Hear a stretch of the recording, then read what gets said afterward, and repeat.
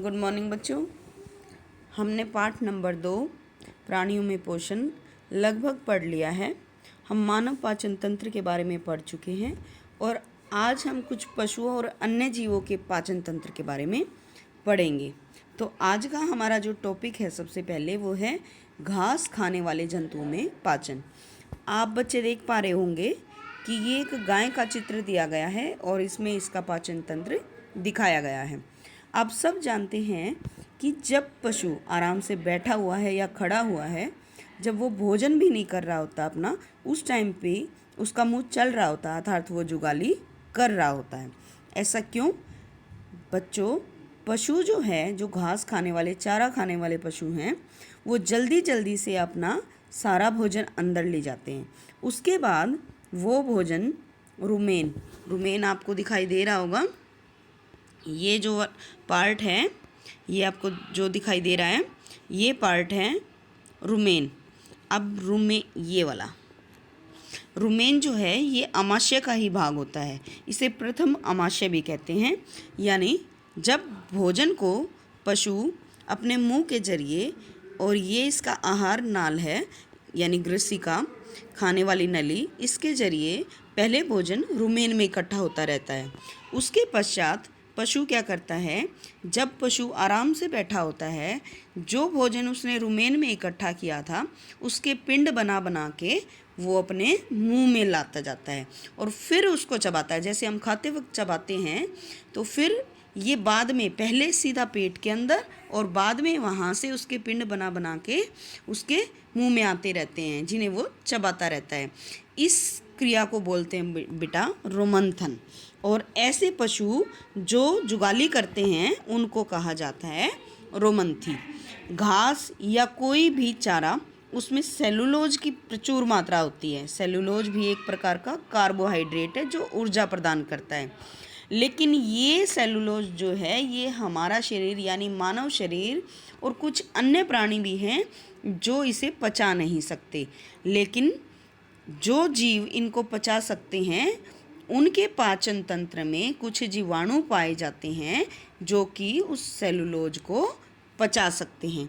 ठीक है बेटा, अब हम आगे पढ़ते हैं। ये देखिए, जानवर जैसे घोड़ा, खरगोश आदि, उनके छोटी और बड़ी आंत के बीच एक थैलीनुमा एक संरचना पाई जाती है जिसे अंधनाल कहते हैं। इसी अंधनाल में वो जीवाणु पाए जाते हैं जो सेलुलोज का पाचन करते हैं। और ये अंधनाल जो है, ये मनुष्य के शरीर में नहीं पाई जाती। अब आप देख रहे होंगे कि मनुष्य मवेशियों की तरह सेलुलोज क्यों नहीं पचा सकता, क्योंकि मनुष्य के पाचन में अंधनाल नहीं होता।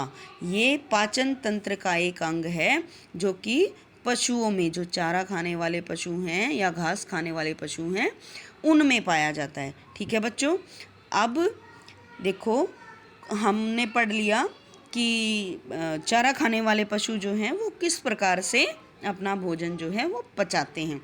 आगे हम पढ़ेंगे कि कुछ ऐसे जीव भी हैं जो कि जिनका ना तो मतलब कोई मुंह है, ना हाथ पैर हैं, ना कोई पाचन तंत्र है, फिर भी उनकी शेप भी अजीब होती है, फिर भी वो भोजन को ग्रहण करते हैं और उसे पचाते हैं।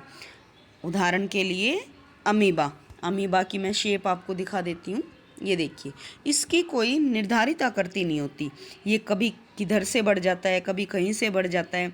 ठीक है, ये एक झिल्ली का बना होता है और ये सिर्फ एक कोशिकीय जीव है।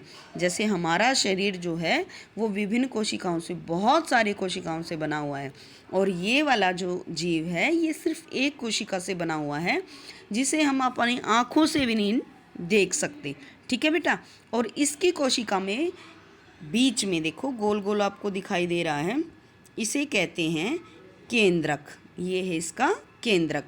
और ये आपको छोटी छोटी ब्लू कलर की दिखाई दे रही हैं, ये हैं इसकी खाद्य धानियाँ। और ये जो इसकी ये फैले हुए जो अंग दिखाई दे रहे हैं, इन्हें कहते हैं पादाभ। अब होता क्या है, ये अपने भोजन को अब ये इतना छोटा है तो ये अपने भोजन को कैसे लेता है और कैसे पचाता है, ये पढ़ेंगे हम। एक कोशिकीय जीव अमीबा जो है, उसमें केंद्रक होता है, उसमें कुछ खाद्य धानियाँ होती हैं। ठीक है, और उसमें आप पादाब निकले होते हैं।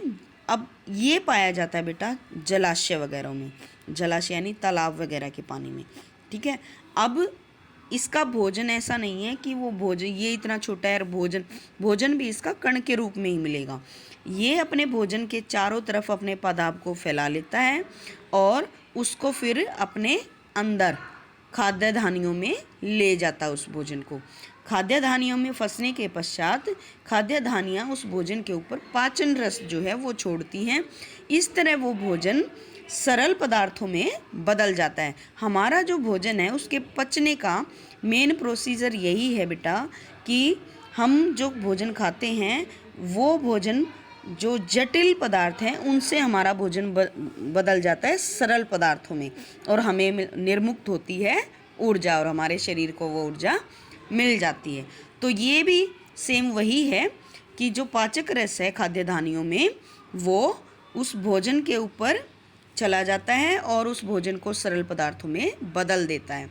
अब उस ऊर्जा को यानी पचे हुए खाद्य पदार्थ को अवशोषण के द्वारा अमीबा अपनी वृद्धि और रख रखाव और गुणन में उपयोग करता है।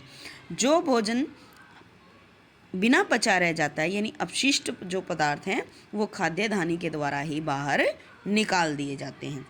और जैसा मैंने बताया कि भोजन के पाचन का जो मेन प्रक्रम है, आधारभूत प्रक्रम है, वो सभी जीवों में एक समान है कि खाद्य पदार्थों को सरल पदार्थों में बदल देना और ऊर्जा उससे निर्मुक्त होती है।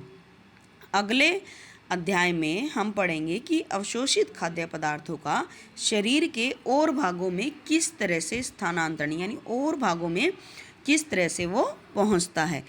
आज ये हमारा चैप्टर ख़त्म होता है। आप सभी बच्चे इस पाठ का सार और इस पाठ के प्रश्न उत्तर, हालांकि मैं ये भेज चुकी हूँ आपको इसका अभ्यास, लेकिन ये अभ्यास के प्रश्न उत्तर आप पाठ पढ़ के और अपनी अभ्यास पुस्तिका में भी निशान लगाएंगे, ठीक है बच्चों। तो धन्यवाद बच्चों, आज हमारा चैप्टर फिनिश और कल से हम नया चैप्टर लेके चलेंगे।